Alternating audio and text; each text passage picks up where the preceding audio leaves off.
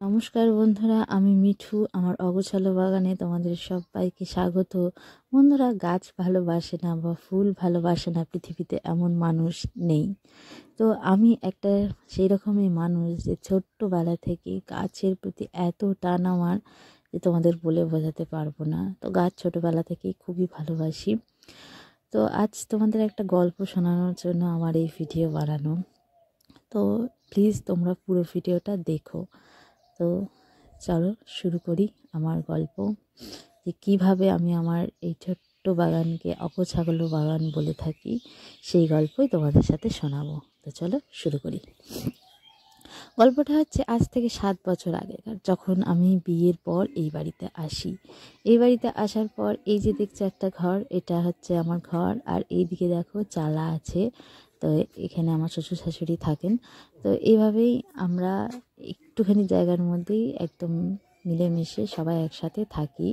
তো যখন এখানে আসি তো সবই ঠিক আছে, কিন্তু মনে মনে একটা খারাপ লাগা ছিল যে আমার যে ছোটোবেলা থেকে স্বপ্ন গাছ বসানো, তো গাছ বসানোর একটু জায়গা নেই। তখন এই জায়গাগুলো অনেক চালা ছিল, ছাগল গোয়াল ছিল, আরও হাঁসের খোল ছিল, অনেক কিছু ছিল। তো এইভাবে একটা বছর মনের মধ্যে কষ্ট করে ভাবতাম খালি আমি একটা গাছ বসাতে পারবো না। যখন আসি এ বাড়িতে তখন এখানে 2টো গাছ ছিল। এক হচ্ছে তুলসী গাছ, আর 2 একটা ফুল গাছ ছিল, সেটা হচ্ছে কেষ্টকলি ফুল গাছ। আমার ভিডিওতে তোমরা আগেও দেখেছো। তো এই 2টো গাছই ছিল, আর কিচ্ছু গাছ ছিল না। তো একটা বছর কেটে যাওয়ার পর আমি ভাবতে থাকি, না, আমি যেখানে থাকি আমার গাছও সেখানেই থাকবে।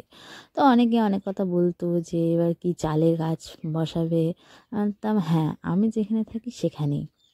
তো এইভাবে দেখো আস্তে আস্তে একটা গাছ 2টো গাছ এরকম করে গাছ বসাতে থাকি। আমি কখনো গাছ কিনে বসাতাম না।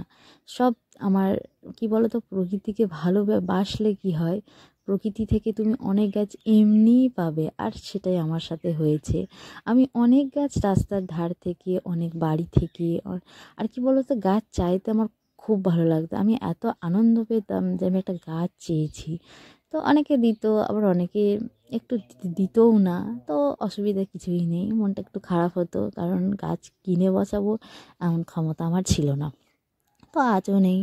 তো আজ পরিস্থিতি একটু অন্যরকম, সেই জন্যে আজ এই ভিডিওটা বানানো। তো দেখো আজ আমার কাছে কত গাছ আছে। এসব গাছ আমি কিন্তু কিনে বসাইনি, খুবই কম গাছ আমি কিনে বসাই। শীতের গাছগুলো তো সবার কাছে থাকে না, তো সেগুলো 2 একটা কিনে বসাই, এই যা। আজ পরিস্থিতি হচ্ছে, তখন আমার ঘর ছিল না, কিন্তু জায়গাও সেরকম ছিল না, তবু আমার এত গাছ হয়েছে। তো এখন অসুবিধা একটা হয়ে গেছে যে এখন আমার ঘর তৈরি হবে, তো এই গাছগুলোকে আমাকে সরাতে হবে। জানি না এদের ব্যবস্থা আমি কীরকম করবো, তবে ফেলে কাউকে দেবো না। তো তো দেখো সবাইকে এক কাছে করে নিয়েছি, একটু খুঁড়ে নিচ্ছি। সবাইকে এবার একটু কম্পোস্ট খাবার দেব। তো এবার খাবার দিয়ে আজ ওদের অন্য জায়গায় রেখে আসবো, তাকে যতদিন ঘর তৈরি হচ্ছে ততদিন ওরা একটু অন্য জায়গায় থাকুক। যখন তৈরি হয়ে যাবে তখন ওদের আবার নিয়ে চলে আসবো। আর দেখো এইতে করবী গাছ যে দেখছো, আর মিনি টগর, আর বেলফুল গাছ, এগুলো এই 3টা আমার মাটিতে বসানো। আমি মাটিতে গাছ বসাতাম না। আমার টবও নেই, টবেও গাছ বসাতাম না আমি।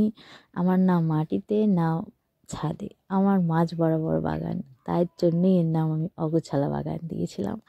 তো দেখো পরিস্থিতির চাপে পড়ে 3টে গাছ আমি মাটিতে শখ করেই বসিয়েছিলাম। তখন জানতাম অবশ্য যে যদি ভবিষ্যতে ঘর হয় তখন আমায় তুলে ফেলতে হবে, কিন্তু তার সত্ত্বেও আমি বসিয়েছিলাম। তা কোনো ব্যাপার নয়, আজ ওদের তুলে ফেলতে হচ্ছে।